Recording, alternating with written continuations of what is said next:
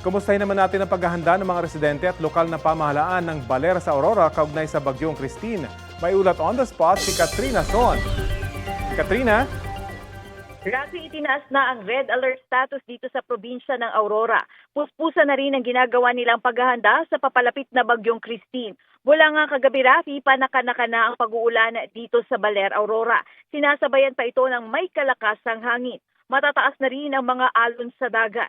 Ang mga resort at hotels dito, inilikas na rin ang kanilang mga kagamitan. Ngayong araw, itinaas na nga ang red alert status sa lugar na ibig sabihin daw ay sa loob ng 24 oras papalapit na ang bagyo dito sa lugar. Ipinag-uutos na rin ang preemptive evacuation sa ilang mga bayan dito kasama na ang ilang mga barangay sa Dinalungan, Kasiguran, Dilasag at Dipakulaw. Pinag-iingat din nila ang mga bayan na ito sa storm surge.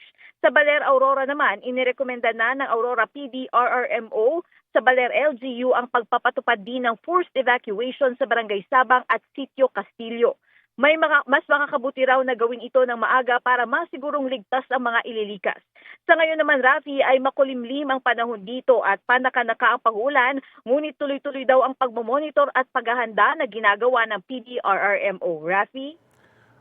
Kailan daw sisimulan, Katrina, yung preemptive evacuation ngayong sinabi mo ay panakanaka pa lang yung pag-ulan? Mas madali mag-evacuate ngayon kaysa kapag dumating na talaga yung malakas na buhos ng ulan.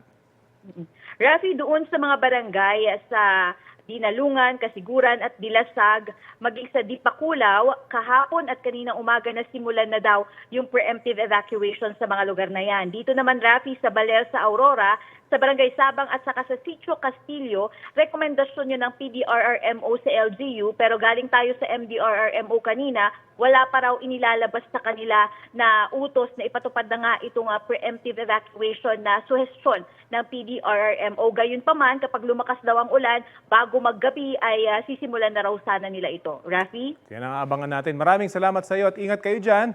Katrina Son.